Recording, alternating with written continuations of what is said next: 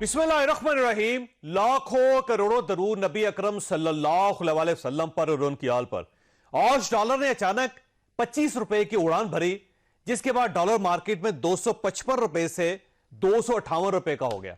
यह इजाफा मुल्क की तारीख का तेज तरीन और बुलंद तरीन इजाफा है, और इस पर 3 साबिक वज़ीर खजाना ने तबसरा करते हुए कहा, आज जो फ्री मार्केट में डॉलर को फ्लोट किया ये एक अच्छा कदम है, लेकिन इंशाअल्लाह ताला इसके अंदर और भी जो काम इकदाम होंगे वो हुकूमत उठाएगी और IMF को लेकर आएगी। थोड़ा सा प्रेशर तो आएगा प्राइसेस के ऊपर, पेट्रोल वगैरह की प्राइसेस के ऊपर भी, लेकिन हुकूमत को स्पेस तो देनी होगी। इस वक्त हुकूमत के पास कोई और चारा नहीं था। मैं तो ये बात पहले से समझता था, लेकिन अब मेरे ख्याल से और लोग भी समझ गए। पाकिस्तान की मईशत जो है उसमें आज आपने देखा कि डॉलर जो है वो 25 रुपए एक दिन के अंदर इंटरबैंक रेट जो है वो उसमें उसने अपनी कदर लूज की और 255 रुपए से पे जो रुपया है वो डॉलर के अगेंस्ट क्लोज किया। जब मार्केट क्लोज हुई आज तो अभी भी डाउनवर्ड्स प्रेशर था पाकिस्तान के रुपए के ऊपर। मैं आपको दावे से कहता हूं कि अगर हमने स्टेट बैंक की इंडिपेंडेंस को बरकरार रखा होता, अगर हम पॉलिटिकल स्टेबिलिटी को बरकरार रखते तो बहुत होता, तो ये 182 से 190 पे आ जाता, 190 से 195 पे आ जाता, 200 पे आ जाता। लेकिन मैं आपको दावे से कहता हूं कि इससे आगे नहीं जाना था। अगर आज ये गया है तो उसकी वजह पिछले 9 माह की सियासी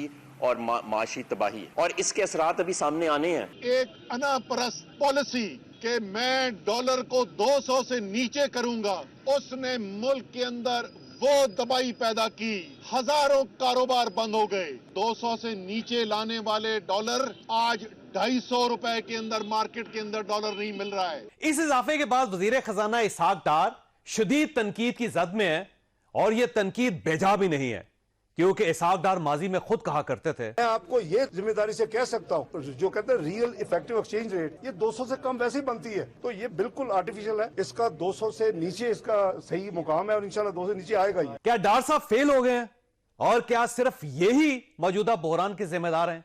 हम आज के शो में यह भी डिस्कस करेंगे। और आज चौधरी परवेज इलाही ने इमरान खान के फैसलों पर तनकीद करते हुए कहा, मैं कह के थक गया था कि यार खुदा के लिए अभी हमें काम करने दें, लेकिन खान साहब के साथ जो बैठने वाले थे ना, बस वो सिरू लै गए सारी पार्टी, और 3-4 बंदों की वजह से। एक तो बेचारा मैंने बड़ा अफसोस है कभी पहला फड़िया जाता है तो साडा काम ठीक हो जाना। चौधरी साहब ने अपनी गुफ्तगू में फवाद चौधरी का भी हवाला दिया। इनका कहना है अगर फवाद चौधरी पहले गिरफ्तार हो जाते तो शायद हमारी गवर्नमेंट बच जाती। क्या वाकई ऐसा होता? हम आज के शो का आगाज फवाद चौधरी की बेगम साहबा से करेंगे और इनसे ये पूछेंगे कि चौधरी परवेज इलाही इनके खामद के इतने खिलाफ क्यों है। हमारे साथ रहिएगा। प्रोग्राम में दोबारा खुशामदीद। प्रोग्राम के पहले हिस्से में हमारे साथ हिबा फवाद हैं। ये फवाद चौधरी साहब की अहलिया हैं, और जाहिर है इस वक्त खासे दुख में है, और पूरा पाकिस्तानी इनके साथ दुख में इज़हार हमदर्दी कर रहा है। एक तो बहन आपका बहुत शुक्रिया कि आप हमारे प्रोग्राम का हिस्सा बनी। ये फरमाइएगा फवाद साहब से, अब आपकी आज मुलाकात हुई कोई? अस्सलाम वालेकुम जी, thank you taking me on the show. नहीं जी, वो रिमांड पे हैं तो मुलाकात तो मुनासिब नहीं है कि वो करवाएं अभी कोई। कल ही कोर्ट में होगी मुलाकात उनकी पेशी पे। और कल आपकी बेटियों की मुलाकात हुई उनसे, फवाद चौधरी साहब से? नहीं, बेटियों की मुलाकात नहीं हुई। अब कल इंशाल्लाह कोशिश करेंगे कि मुलाकात हो जाए, क्योंकि दोनों छोटी बहुत है, एक 5.5 साल की और एक 4.5 साल की। तो अब देखिए वहां पे, क्योंकि एनवायरनमेंट ऐसा होता है, इतनी धक्कम पेली और 1500 एहलकार होते हैं गन्स के साथ, तो वो हम ही पहुंचे हैं जज साहिब के कमरे में, तो बड़ी बात है जी। उनका तो अभी पता नहीं, अब देखिए कल रिक्वेस्ट करेंगे कि मिलवा दें। आपने मुलाकात के लिए रिक्वेस्ट की ऑफिशियली कोई? मेरी तो जी कल ही हुई थी उनसे मुलाकात ना, मैं तो थ्रू आउट उनके साथ ही थी। आज तो नहीं हो सकती है क्योंकि वो आज या कल एक कल मुलाकात के लिए आपने कोई ऑफिशियल रिक्वेस्ट की है पुलिस? कस्टडी में नहीं दे सकते वो मुलाकात की इजाजत। ठीक हो, और जब ये बस जेल जाएंगे तो फिर ही मुलाकात हो सकेगी अब आपकी, या अदालत में? मुझे तो ये भी नहीं पता कि उनको रखा हुआ कहाँ है जी। जहां पे केस रजिस्टर हुआ है वो वहां पे तो है नहीं। आप थाने गई हैं वहां पे, कोसार थाने? जी वो नहीं, ये पीटीआई के लोग गए थे और मैं भी गई थी, लेकिन वो वहां है नहीं। तो आपको पता है कुछ लोकेशन का कि कहां रखा गया ने? नहीं, मुझे कोई क्लू नहीं है जी। कल मेरी उनसे लास्ट मुलाकात पिम्स में हुई थी, کیونکہ پھر وہ ان کو کورٹ بھی نہیں لائے تھے اینڈ آرڈر بھی پھر بعد میں انہوں نے کیا تھا ریمانڈ کا. تو میری کل رات کی ان سے ملاقات ہوئی بھی ہے بس. اچھا، یہ فواد چودھری صاحب کی جو گرفتاری ہوئی تھی اس وقت آپ گھر پہ تھی اور آپ کے سامنے ہوئی؟ میں جی اسلام آباد تھی، وہ لاہور تھے.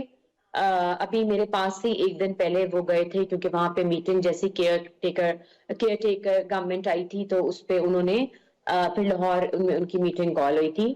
تو وہ میرے ساتھ فون پہ ہی تھے 2 بجے سے، کیونکہ جیسے آپ کو پتا چلتا کہ خان صاحب کی بھی اریسٹ اناؤنس ہوئی تھی تو سب لوگ پھر پارٹی ورکرز وہاں اکٹھے ہوئے تھے. when he was coming back تو پھر میرے سے وہ بات کر رہے تھے. میں بھی جاگ ہی رہی تھی، آلموسٹ پوری رات ہی ہو گئی تھی اور صبح بچوں نے اسکول جانا تھا تو 6 بجے 5:45 کا ٹائم تھا. تو میرے سے گیرج تک انہوں نے بات کی اور اس کے بعد وہ اندر کہنے لگے میں ذرا چینج کر کے تمہیں 5 منٹ میں کال کر رہا ہوں، لیٹ می انٹر انٹو مائی روم. تو اس کے بعد ان کا فون نہیں آیا. 15-20 منٹ گزر گئے تو میں نے کہا خیریت ہے جی، فون نہیں آیا. اور جب میں نے کال بیک کی تو فون بھی بند، واٹس ایپ بھی بند. تو دیٹس ریلی ہٹس می کہ کچھ ہوا ہے نا.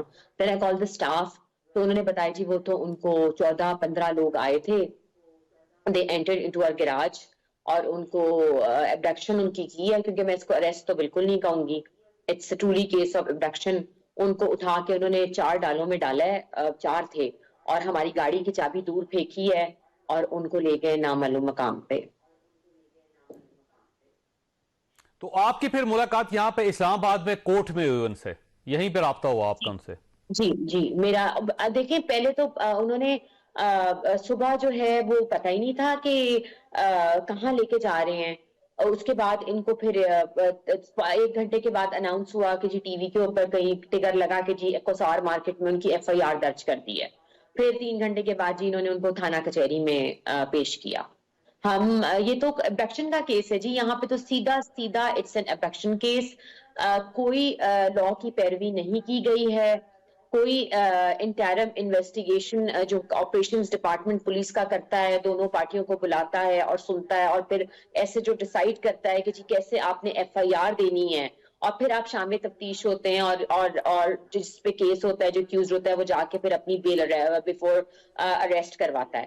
لیکن یہاں پہ تو پہلے ان کو اغوا کیا گیا، اس کے بعد ان کا پرچہ دکھایا گیا اور پھر ان کو پیش کیا گیا. ایون کہ فواد صاحب کو یہ بھی نہیں پتا تھا جب وہ کورٹ میں آئے کہ ان کے سیکشن کون سے لگے. ٹھیک. اچھا یہ فرمائیے گا، آپ کے گھر کی تلاشی لینا چاہ رہی ہے پولیس، کو سرچ وارنٹ ابھی نکلا ہے، اور کیا آپ کے پاس پولیس کے کسی نے رابطہ کیا آپ سے؟ ابھی سرچ وارنٹ نکلا ہے جی؟ نہیں، سرچ وارنٹ نکلنا چاہ رہے ہیں کیونکہ وہ تلاشی لینا چاہ رہے ہیں آپ کے گھر کی. کل تک تو وہ تو جج صاحب نے ان کو آرڈر نہیں دیا تھا. جاوید صاحب مجھے یہ بتائیں کہ کیا ہم ٹیررسٹ ہیں جس طرح یہ لوگ تلاشی لینا چاہ رہے ہیں؟ نہیں، اس میں پولیس تو تلاشی کسی جگہ کی بھی لے سکتی ہے. ایون اس بات کی اجازت اور گارنٹی کون دے گا کہ یہ کچھ نہیں میرے گھر پہ ڈالیں گے؟ نہیں، جب وہ باقاعدہ سرچ وارنٹ لے کے آئیں گے تو پھر تو آپ کو گھر کھولنا پڑے گا، دکھانا تو پڑے گا آپ کو ان کو. جی آ جائیں دیکھ لیں، گھر میرا کھلا ہوا ہے، لیکن سرچ وارنٹ لائیے، لیگل وے سے آئیے جو طریقہ ہے. اور کیونکہ میں اور میرے بچے گھر پہ اکیلے ہیں، جو لا کے تحت آپ آئیں گے، لیگل چیزیں آپ فالو کریں گے، you are more than welcome to come and search my house. اور آپ سے ویسے کسی نے رابطہ کیا گورنمنٹ کی طرف سے؟ نہیں جی، ابھی تک تو نہیں ہوا. 3 دن ہے، اپیل ہی کر رہی ہوں میں سب سے.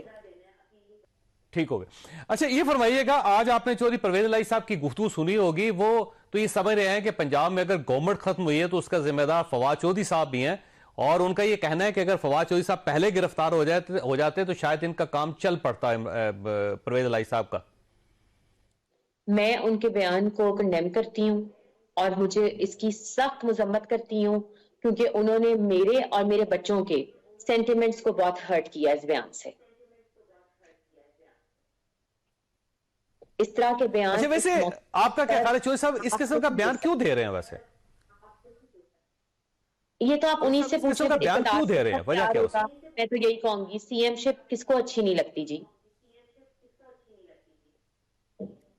کوئی فواد چودھری صاحب کے تو चौधरी परवेज इलाही साहब के साथ बड़े अच्छे ताल्लुकात थे जी। फवाद चौधरी ने उनकी गवर्नमेंट ही डिसॉल्व कर दी है, गवर्नमेंट उनकी पार्टी के कहने पे पॉलिसी के तहत हुई है जी। और फवाद जो भी बोलते हैं वो पार्टी के मौकफ से बोलते हैं, वो खुद ही बोल देते, पार्टी जो बयानिया या जो पॉलिसी उनकी तय होती है खान साहब के साथ और सीनियर लीडरशिप के साथ, उनके तहत वो बोलते हैं जी। मुझे तो समझ नहीं आई कि उन्होंने आज ये बयान किस खुशी में दिया। वैसे चौधरी परवेज इलाही साहब के साथ कोई इख्तलाफ तो नहीं था फवाद चौधरी साहब का? बिल्कुल भी नहीं इख्तलाफ था, वो ऐसे उनकी आदत ही नहीं है फवाद की कि वो किसी से कोई बिला वजह, फवाद एक सियासी आदमी है, वो सबके साथ उनका रख रखाव है और चौधरी साहिबान के साथ तो उनका बहुत पुराना ताल्लुक रहा है।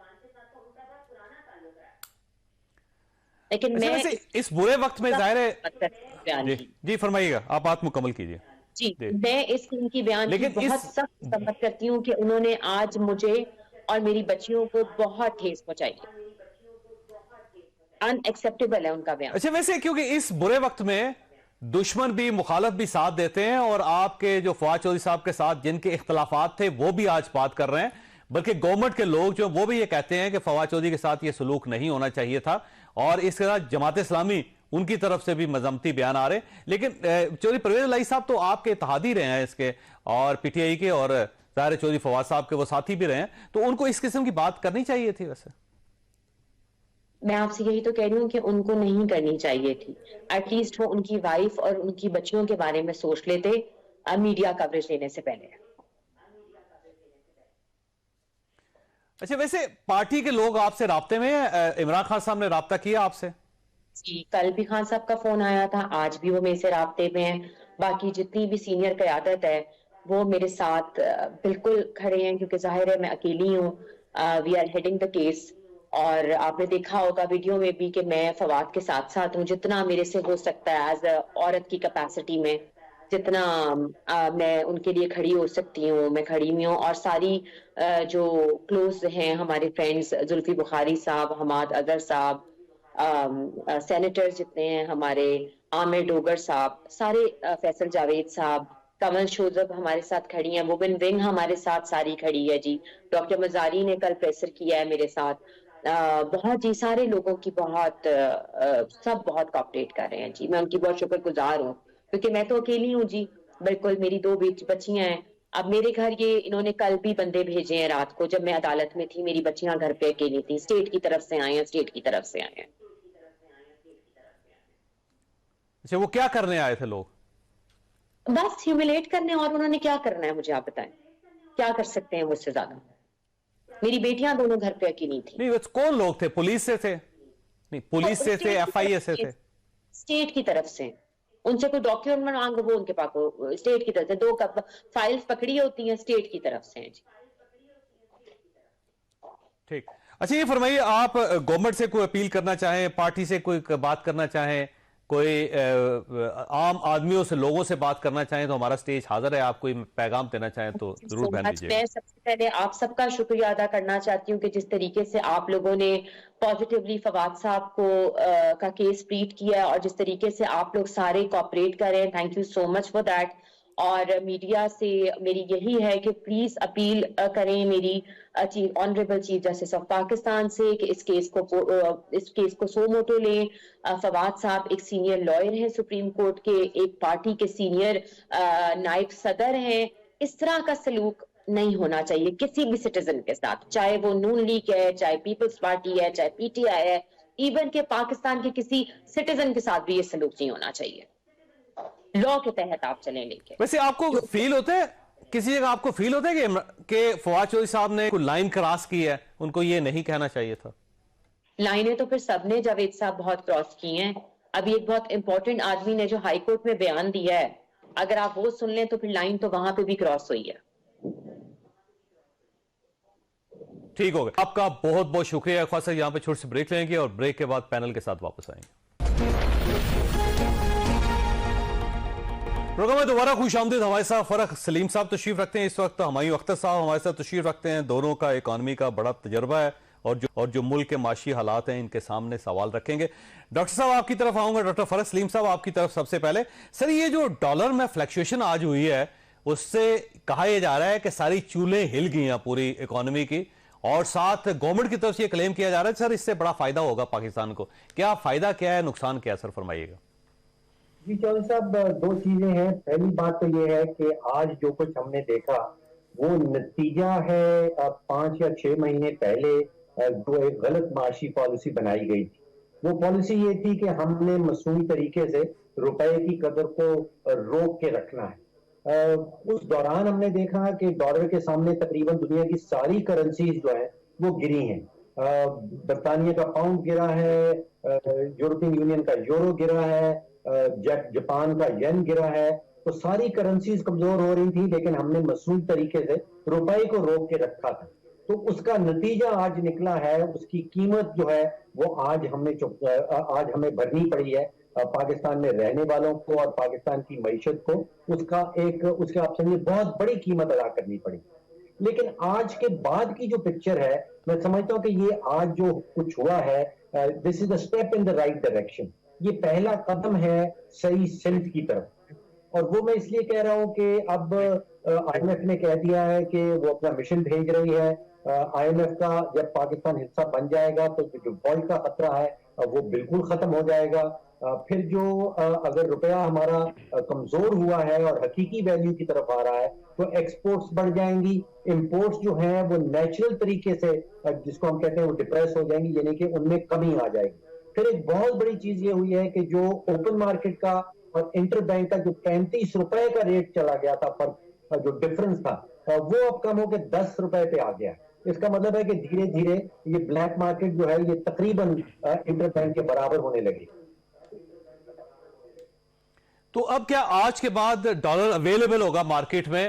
وہ جو ایک کمی اس وقت محسوس ہو رہی تھی، ایک بحران محسوس ہو رہا تھا کہ آپ ڈالر لینے جاتے تھے تو آپ کو $100 بھی نہیں ملتے تھے کسی جگہ سے بھی، تو اب وہ ختم ہو جائے گا؟ چودھری صاحب، پچھلے 5 مہینے سے ایک ڈرامہ ہمارے سامنے تھا. اسٹیٹ بینک ہمیں بتایا کرتا تھا کہ آج 228 روپے 229 روپے ریٹ ہے. وہ بوگس ریٹ تھا، اس ریٹ پہ آپ کو ڈالرز نہیں ملتے تھے. پھر انٹر بینک میں آ جاتے تھے، بینک ہمیں بتایا کرتے تھے کہ آج یہ ریٹ ہے. وہ ریٹ ضرور بتایا کرتے تھے لیکن اس ریٹ پہ ڈالر نہیں بیچتے تھے. اسی طرح جو منی چینجر ہیں وہ بھی اپنا ایک ریٹ بتاتے تھے، لیکن اس ریٹ پہ نہ تو ڈالر ملتا تھا اور نہ ڈالر بکتا تھا. یہ 5-6 مہینے سے یہ تینوں جو کردار ہیں، چاہے وہ اسٹیٹ بینک ہو، وہ بینک ہو اور منی چینجر، یہ ایک ڈرامہ کھیل رہے تھے. ابھی بھی جو یہ ریٹ بتایا جا رہا ہے کہ جو آفیشیل ریٹ ہے وہ 255 پہ پہنچ گیا ہے، اس پہ بھی آپ کو ڈالر نہیں مل پائیں گے.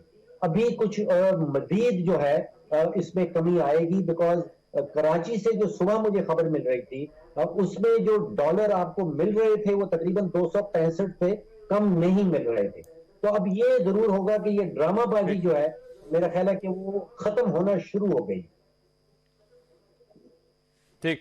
ہماری صاحب یہ بہت زیادہ تنقید ہو رہی ہے اس وقت اسحاق ڈار صاحب پہ کہ یہ جو معاشی حالات کی خرابی ہے ان کے ذمہ دار اسحاق ڈار صاحب ہیں، اور مفتاح کی پالیسی بالکل ٹھیک تھی. تو آپ کیونکہ خود اکانومی کے اسٹوڈنٹ بھی ہیں اور ظاہر ہے بلکہ استاد بھی ہیں آپ، اور پاکستان میں آپ نے بیش تحاشا کام کیا ہے، انڈسٹریلسٹ بھی ہیں، تو یہ کس کا فالٹ ہے؟ یہ فیل کون ہوا ہے اس میں؟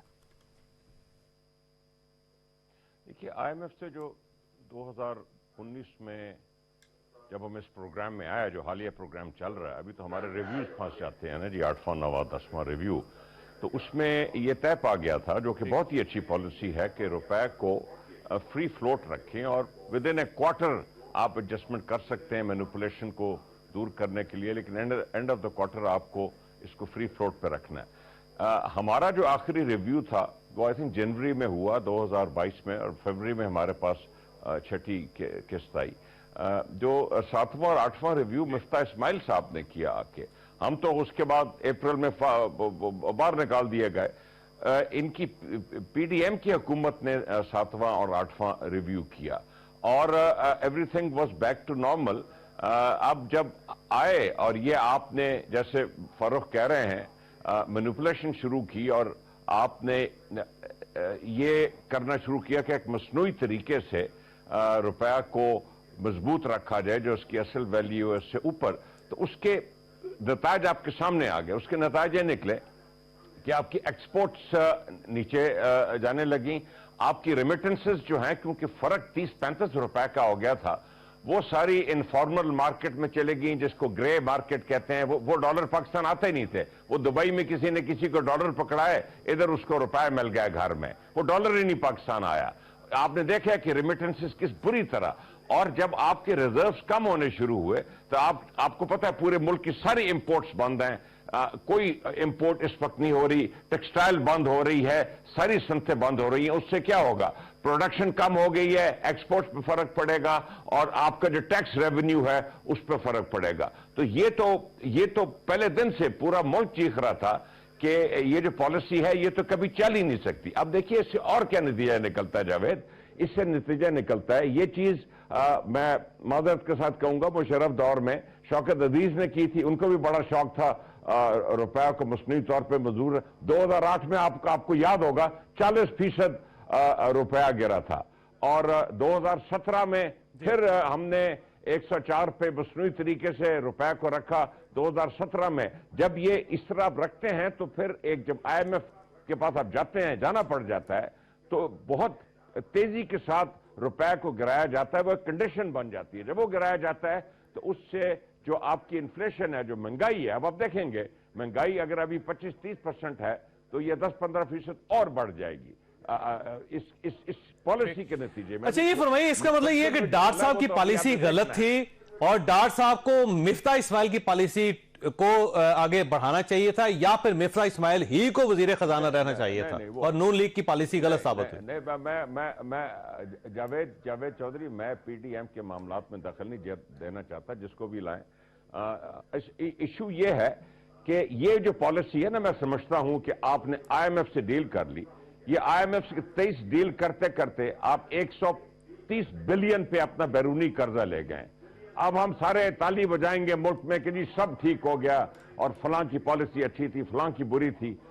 در حقیقت چند مہینے کے لیے ہمارا مسئلہ حل ہو جائے گا. جو اکانومی میں سٹرکچرل ہماری فالٹس ہیں وہ ہیں, اور بڑی تیزی سے اس کے بعد پھر مطلب ہم قرضہ بڑھا دیں گے نا. 130 بلین پہ ہم 2, 3, 4, 5 بلین ابھی ملا کے اور قرضہ لے آئیں گے, قرضہ اور بڑھ جائے گا. اس میں جو ڈیپ سٹرکچرل ریفارمز کی ضرورت ہے اس ملک میں, آپ نے اپنے قرضے کم کرنے ہیں, آپ نے اپنے خرچے کم کرنے ہیں, آپ نے اکانومی کو اس طریقے سے سٹرکچر کرنا ہے کہ جب آپ گروتھ پہ جائیں تو ایک ڈالروں کی کمی جس طرح پچھلے سال سے ہو رہی ہے وہ نہ ہو. یہ ریفارمز جو ہیں اصل ریفارمز تو یہ ہیں. ابھی آپ نے ڈیفالٹ تو روک لی ہے IMF کے ساتھ, باقی جو ڈیولپمنٹ ایجنسیز ہیں وہ بھی قرضے دے دیں گی, لیکن وہ بالکل ٹیمپریری ہوگا. اصل کام ہوگا کہ جو حکومت, جو کہ ہم کہہ رہے ہیں, جو ابھی PTI تیاری کر رہی ہے کہ آ کے ایسے ڈیپ سٹرکچرل ریفارمز لائے کہ یہ آئندہ ہمیں یہ ڈالروں کی کمی کا مسئلہ ہو ہی نہ. بالکل. ڈاکٹر صاحب آپ کی طرف آنا, یہ فرمائیے سر, یہ فائنینشیل ٹائم کی جو ایک سٹوری آئی ہے اس میں انہوں نے کہا کہ پاکستان ابھی بھی ڈیفالٹ کے قریب ہے اور ان کے اوپر بادل منڈلا رہے ہیں, اور 1 مہینے کا صرف امپورٹ کے پیسے صرف 1 مہینے کے ہیں, اور اگر ہمارے ڈالرز کے ریزروز نہ بڑھے تو پاکستان پیٹرول بھی نہیں خرید سکے گا. تو یہ بات کس حد تک درست ہے؟ اور یہ جو نئی پالیسی آئی ہے, انہوں نے جب ڈالر کو فری فلوٹ کیا ہے, تو اس سے آپ کا کیا خیال ہے کہ یہ جو ڈیفالٹ کا خطرہ ہے وہ کم ہو جائے گا؟ جی, آج جو کچھ ہوا ہے کہ پاکستان کی وزارت خزانہ یہ ایکسپٹ کر رہی ہے کہ روپے کی حقیقی ویلیو لانے کی کوشش کی جائے گی. ساتھ ہی ہم نے سنا کہ IMF کا مشن جو ہے اس نے بھی اعلان کر دیا ہے پاکستان آنے کا. تو میرا یہ ذاتی خیال ہے کہ ڈیفالٹ کا خطرہ جو ہے وہ ٹل گیا ہے.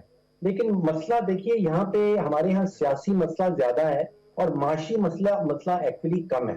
جو بھی سیاسی جماعت آتی ہے وہ غلط پالیسی اگر بناتی ہے تو اس کا ذمہ دار جو ہے وہ دوسری حکومت کو ٹھہرا دیتی ہے, یا دوسری حکومت, جیسے ہم نے دیکھا کہ PTI کی حکومت جو ہے اس نے 4 وزرائے خزانہ بدلے ہیں 44 مہینے کے اندر, اس نے کوئی 7 یا 8 FBR کے چیئرمین بدلے ہیں 44 مہینے کے اوپر, اور وہ الزام سارا ڈال دیتی ہے اسٹیبلشمنٹ کے اوپر. تو یہاں پہ سیاسی اعتبار سے سیاسی جماعتوں کو کسی اتفاق رائے پہ آنا چاہیے, بجائے اس کے کہ وہ ایک دوسرے کے اوپر بلیم ڈالتے رہیں.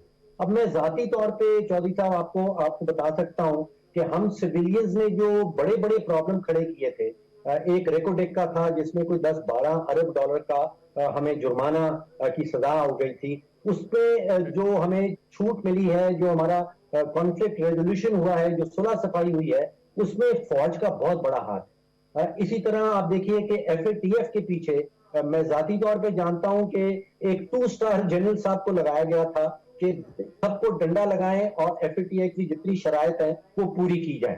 اسی طرح جو کارکی کا جھگڑا تھا اس میں بھی فوج کا اسٹیبلشمنٹ کا بہت بڑا رول رہا. تو ہماری سیاسی جماعتوں کو یہ چاہیے کہ جو معاشی مسئلے ہیں ان کے اوپر کسی قسم کا اتفاق رائے بنائیں اور ایک دوسرے کے اوپر بلیم کرنا اس چیز کو چھوڑ. اچھا، اس میں ظاہر اسٹرکچرل چینجز کرنی پڑیں گی جیسے کہ ہمایوں صاحب بھی کہہ رہے ہیں، لیکن ایشو پھر وہی ہے کہ اب اگر روپیہ ڈی ویلیو ہے تو جو مہنگائی کا ایک نیا سپیل آئے گا اس کو کون کنٹرول کرے گا؟ کیونکہ اب یہ 25% ہے تو یہ تو 45% پہ چلی جائے گی. جب مہنگائی بڑھے گی تو ڈاکٹر صاحب پھر غریب آدمی کہاں جائے گا پھر؟ جی چودھری صاحب بالکل ٹھیک بات ہے. میرا خیال ہے کہ کم از کم 20 سے 25% بجلی کے ریٹ پڑیں گے، کم از کم 50% جو ہے وہ گیس کے ریٹ پڑیں گے. پیٹرول اور ڈیزل کوئی 19 یا 20 روپے میرا تخمینہ ہے کہ فی لیٹر پڑ جائے گا. اور جو آپ نے کہا کہ ابھی ہمیں حکومت پاکستان یہ بتاتی ہے کہ 25% کی مہنگائی کی شرح ہے، یہ بالکل 40% پہ چلی جائے گی. کم از کم 15% اس میں اضافہ ہو جائے گا. جو اچھی خبر اس کے اندر نظر آتی ہے، اور ڈاکٹر صاحب اس وقت غریب آدمی 25 روپے میں روٹی لے رہا ہے، 25 روپے اور 35 روپے کے درمیان نان اور روٹی فلکچویٹ کر رہی ہے. اس سے آپ خود اندازہ لگائیں کہ جب یہ مزید اضافہ ہو جائے گا تو عام آدمی تو روٹی نہیں کھا سکے گا. مزید بڑھ جائے گی چودھری صاحب، اس میں کوئی شک کی بات نہیں. جو اچھی خبر اس میں مجھے نظر آتی ہے وہ یہ ہے کہ یہ جو اضافہ آئے گا مہنگائی کی شرح میں، اس کو ہم کہتے ہیں ون ٹائم بلپ، کہ یہ ایک دفعہ اوپر جائے گی. اس کے بعد جو عالمی منڈیوں میں اب قیمتیں نظر آ رہی ہیں، جس طرح جو تیل ہے عالمی منڈیوں میں وہ کوئی $120 فی بیرل سے 80-85 پہ پہنچ گیا ہے. جو کھانے بنانے کا تیل ہے جو 7,000 رنگٹ کا ایک ٹن تھا وہ 4,000 رنگٹ فی ٹن ہو گیا ہے. تو مجھے لگتا ہے کہ یہ ون ٹائم بلپ آئے گا، بوجھ پڑے گا، اس کے بعد یہ مہنگائی کا جو طوفان ہے یہ تھم جائے گا. ٹھیک ہو ہماری صاحب آپ کی طرف آنا ہے، لیکن میں نے بریک لینی ہے. اس سے پہلے ہماری صاحب سوال سمپل ہے کہ آپ نے کہا کہ اسٹرکچرل چینجز کرنی پڑے گی اکانومی. اس میں کوئی شک نہیں کہ جب تک 20 سال کے لیے ہم اپنی اکانومی کو ریزرو نہیں کرتے، اس پہ سیٹلمنٹ نہیں کرتے تو پاکستان بہتر نہیں ہو سکے گا. لیکن اب سوال یہ اسٹرکچرل چینجز کرے گا کون؟ کیا اس کے لیے ایک پولیٹیکل سٹیبلٹی نہیں چاہیے؟ ایک چھوٹی سی بریک، اور بریک کے بعد دوبارہ ضرورت. پروگرام میں دوبارہ خوش آمدید. ہماری صاحب یہ جو ہماری اکانومی کی پوزیشن ہے اس کا تعلق سیاست کے ساتھ ہے. جب سیاست کے اندر سٹیبلٹی نہیں ہوگی تو معاشی طور پہ بھی سٹیبلٹی پاکستان کے اندر نہیں ہو سکتی. اب اسٹرکچرل چینجز ہمیں کرنی پڑیں گی تو وہ کرے گا کون اور کیسے ہو سکتی ہیں وہ؟ دیکھیے جو آپ کا آئین ہے وہ آپ نے بنایا ہوا ہے، اس کے تحت چلیں گے، الیکشنز ہوں گے. یہی پہلے دن سے ہم یہی تو کہہ رہے ہیں جاوید چودھری کہ آپ جو ملک کے لیے اس وقت فیصلے چاہیے. اب ہم سنتے ہیں کہ جی مشکل فیصلے جو ہے وہ ٹیکنوکریٹ صاحب آ کے کریں گے. بڑے بڑے ٹیکنوکریٹس آئیں اور گئے، ادھر آتے ہیں 2 سال بعد چلے جاتے ہیں، ان کا پتہ نہیں ہوتا کدھر گئے. یہ ملک کے مشکل فیصلے سیاسی پارٹیوں کو کرنے چاہیے. یہ سیاسی پارٹیاں اس لیے نہیں آتی کہ الیکٹ ہو کے MNA بن کے وزیر بن کے جھنڈے لہراتے پھریں اور ملک کے مشکل فیصلے جو ہے وہ کوئی اور کرے. یہ پارٹیاں کریں گی. میں آپ کو ایک اور بات بتاتا ہوں، میری بھی بڑی خواہش ہے کہ سب ہم آہنگی ہو پولیٹیکل پارٹیوں میں اور ہر فیصلہ ہم آپس میں مل کے کریں. یہ ہوگا کبھی بھی نہیں. یہ چارٹر آف اکانومی صرف ایک سلوگن ہوتا ہے کہ جی مشکل فیصلے جو ہیں یا ٹیکنوکریٹ کریں یا اپوزیشن کے کندھے پہ بندوق رکھ کے ان کو بھی ساتھ شامل کر لیا جائے. یہ کوئی پولیٹیکل پارٹی نہیں کرے گی. اب جیسے ہم PTI میں کر رہے ہیں اس وقت، آپ یقین کریں پچھلے 6 مہینے سے آج بھی ہماری پورے دن میٹنگز ہوئی ہیں زوم پہ.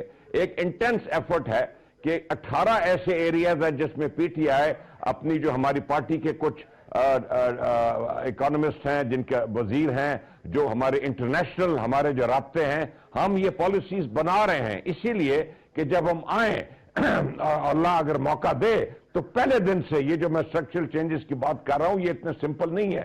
پہلے دن سے ایک نیا مینڈیٹ ہم لے کے آئیں. ہمارے پاس کوئی وقت ہوگا، لیکن ہماری صاحب اس سے پہلے بھی ہوا تھا. عمران خان صاحب کے پاس 200 ایکسپرٹ تھے اور جب گورنمنٹ آئی تو ایکسپرٹ بھی غائب ہو گئے اور اس کے بعد جو کچھ ہوتا رہا آپ کے سامنے تھا. 3.5 سال سے جو اکانومی کے ساتھ پاکستان میں اس دور میں ہوا وہ بھی آپ کے سامنے. پھر یہ جو IMF کا ایگریمنٹ تھا اس کو وائلیٹ تو شوکت ترین صاحب نے کیا تھا سر فروری میں, نہ کرتے وہ.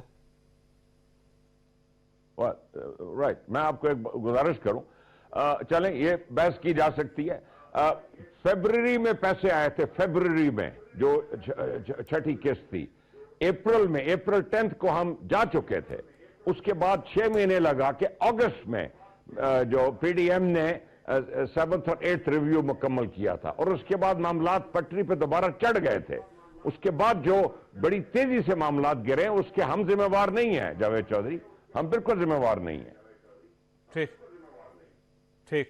ویسے آپ کا جو آپ کی پالیسی تھی, عمران خان صاحب کی پالیسی, ان کے دور میں 4 وزیر خزانہ چینج ہوئے تھے اور 6-7 آپ نے FBR کے چیئرمین چینج کر دیے تھے, گورنر اسٹیٹ بینک بدل دیا, پھر آپ نے گورنر اسٹیٹ بینک کے لیے پوری پالیسی چینج کر دی. آپ یہ سمجھتے وہ ٹھیک تھی, جو کچھ ہوتا رہا ٹھیک ہوتا رہا؟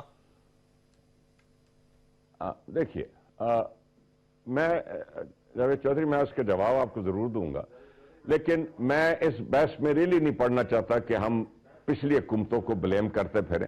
آج تک پچھلے 20-25 سال سے کیا ہو رہا ہے؟ جو حکومت آتی ہے وہ پچھلی پہ بریم, بھائی پچھلی پہ بریم کرے گی.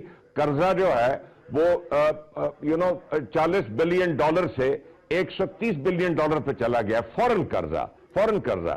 آپ کا اس وقت آپ یقین کریں, آپ کو جو نیٹ فیڈرل ریونیو ہے, یہ فروخت بیٹھا ہوا ہے, یہ تسلیم کرے گا, نیٹ فیڈرل ریونیو کا 85% حصہ ابھی صرف قرضے کے سود میں چلا جاتا ہے.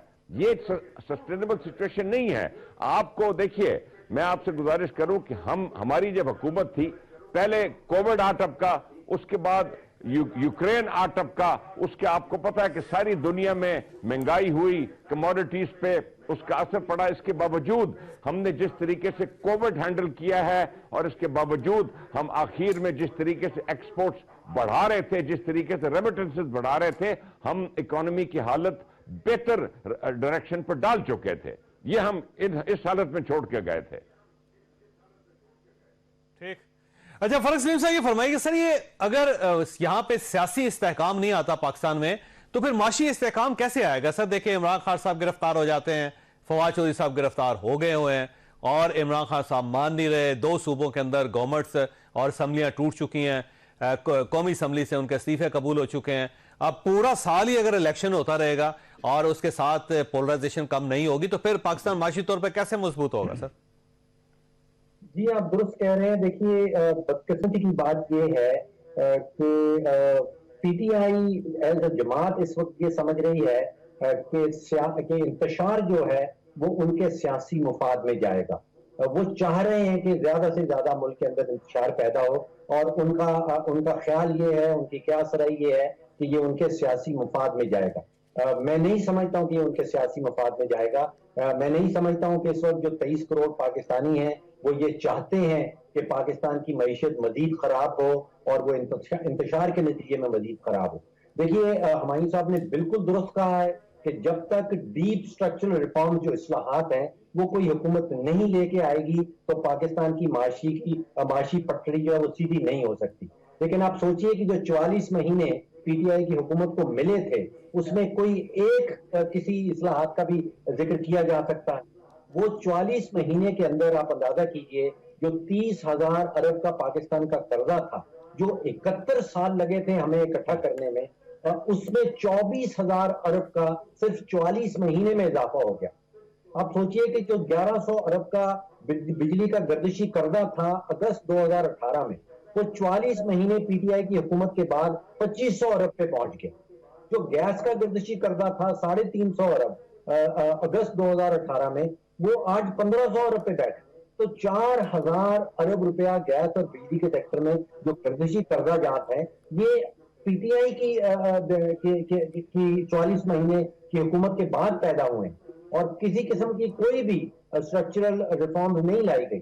ابھی سال بھر پی ڈی ایم کی حکومت کو ہو گیا ہے, انہوں نے بھی کچھ نہیں کیا, قطعاً کسی قسم کی کوئی اصلاحات سامنے نہیں آئی. اور ابھی تک ہماری امید یہ ہے کہ وہ جو ہمارا بھیک مانگنے والا جو پروسیس ہے شاید وہی چلتا رہے گا. لوگ ہمیں پیسے دیتے رہیں گے اور ہم ہمارے خسارے پورے کرتے رہیں گے.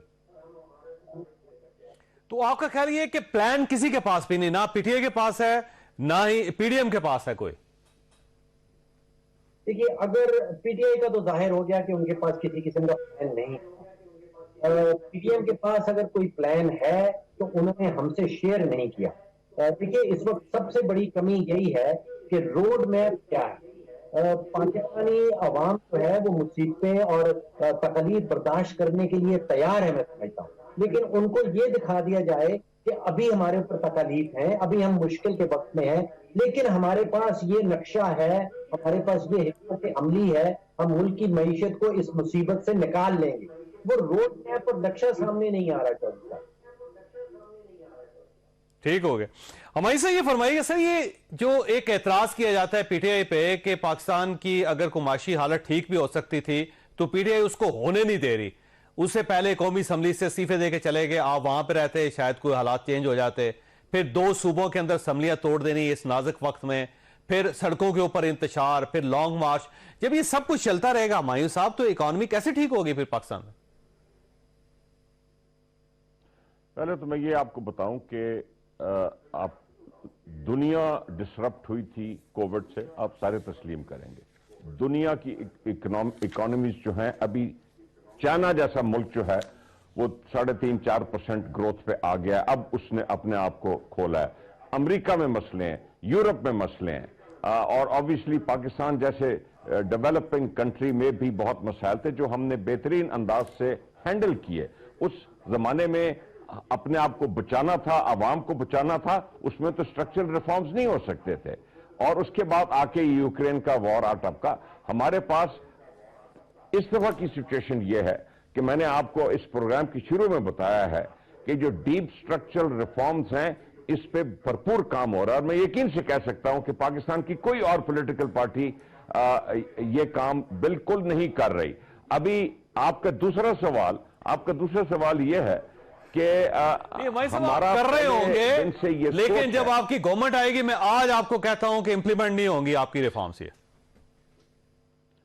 چلیں آپ دیکھیں, یہ تو میں اس پہ کچھ پیشن گوئی نہیں کر سکتا, کوشش تو ضرور کریں گے. اب آپ نے کہا کہ پچھلے 9 پھر وہ اپنی فلسفی لے آئیں گے سر. اب آپ نے کہا کہ ہم 9-10 مہینے سے انتشار پھیلا رہے ہیں. ہمارا کوئی ایسا پروٹیسٹ ہوا ہے جس میں کوئی توڑ پھوڑ کی ہوئی ہے؟ 25 مئی کو آپ نے دیکھا کہ ہمارے ساتھ کیا ہوا جب ادھر پی ایم ایل این کی حکومت تھی پنجاب میں, جب ہم لانگ مارچ میں نکلے. اب فواد چودھری کو اٹھا لیا گیا ہے. ہمارے ساتھ جو ہمارے شہباز گل صاحب اور سواتی صاحب, یہ اٹھا لیا گیا. انتشار تو یہ پھیلایا جا رہا ہے. انتشار, ہم تو ایک پروٹیسٹ کر رہے ہیں اور ہم کہہ رہے ہیں کہ ہماری نظر میں پولیٹیکل سٹیبلٹی تب آئے گی, ہماری نظر میں پولیٹیکل سٹیبلٹی تب آئے گی نہ آپ کو گرفتار کیا گیا. اس کی وجہ یہ ہے کہ آپ لائن کراس نہیں کرتے. جب آپ لائن کراس کریں گے, جب آپ ٹویٹر پہ گالیاں دینا شروع کر دیں گے, جب آپ اس قسم کی لینگویج استعمال کریں گے, جب آپ تھریٹ کریں گے, تو ڈیفینیٹلی پھر آپ کے خلاف کارروائی ہوگی, وہ ہونی چاہیے. اب دیکھیں آپ کے ساتھ کتنے دوست ہیں, آپ کے کتنے آپ کے لوگ ہیں, روز تنقید کرتے ہیں, لیکن ان کو کوئی نوٹس نہیں کیا آج تک. وہ تو عدالتیں ثابت کریں گے جاوید چودھری کہ کارروائی ہونی چاہیے کہ نہیں ہوئی چاہیے, کہ غلط ہوئی یا صحیح ہوئی, یہ عدالتیں کریں گی. یہ ایڈمنسٹریشن کا کام نہیں ہے کہ وہ اپنے فیصلے خود کرتے پھریں. اب دیکھیں عدالتیں کیا فیصلے کرتی ہیں. ٹھیک ہو گیا. ویسے اگر آپ بھی اس قسم کا ٹویٹ کریں تو آپ کا کیا خیال ہے کہ آپ پھر آرام سے اس طرح بات کر سکیں گے, پھر آپ کی گرفتاری بھی ہو جائے گی؟ دیکھیے جی, ہر کسی کا اپنا مزاج ہوتا ہے. فواد چودھری ذاتی طور پہ نہیں, وہ آج کل ایموشنز آئے ہیں. فواد چودھری میری نظر میں بیلنس آدمی ہے اور وہ پارٹی کا بھی سپوکس پرسن ہے, اور بیسیکلی آپ بھی جانتے ہیں وہ بیلنس آدمی ہے. اور یہ کوئی طریقہ نہیں ہوتا کہ پاکستان کی تاریخ میں پہلی مرتبہ الیکشن کمیشن جو ہے قابل احترام ادارہ ہے, ایک کانسٹیٹیوشن ادارہ ہے, لیکن اس کی موومنٹ میں بجلی کی تیزی سے رات 10 بجے ایف آئی آر رجسٹر ہوتی ہے اور اس کے بعد اسلام آباد پولیس دوڑا دی جاتی ہے, جو صبح 5 بجے فواد چودھری کو پکڑ کے لاہور ہائی کورٹ چیختا رہ جاتا ہے, وہ اس کو اسلام آباد لے جاتے ہیں. یہ کوئی طریقہ نہیں ہوتا جی. اس طرح آپ کوئی استحکام نہیں لائیں سر گے ویسے آپ کے دور میں اب ختم ہو رہا ہے ہماری صاحب پروگرام، لیکن آپ کے دور میں محسن صاحب آپ کو یاد ہوں گے، محسن بیگ صاحب، ان کے ساتھ بڑی سپیڈ کام ہوا تھا. رانا ثناء اللہ صاحب کو موٹر وے پہ 15 کلو ہیروئن ڈال کے گرفتار کر لیا گیا تھا. شاہد خاقان عباسی موٹر وے پہ جا رہے تھے اور ان کو ٹول پلازے پہ گرفتار کر لیا گیا تھا. ایس این اقبال صاحب، خواجہ حسن صاحب فون کرنے کے لیے باہر نکلے تھے، ان کو گرفتار کر لیا. سر وہ بہت کچھ ہوا ہے، اس کو چھوڑ دیں. بہرحال پروگرام کا وقت ختم ہو گیا. اللہ تعالیٰ آپ اور آپ کے اہل خانہ کو خیر کسی مصیبت سے محفوظ رکھے. اللہ حافظ.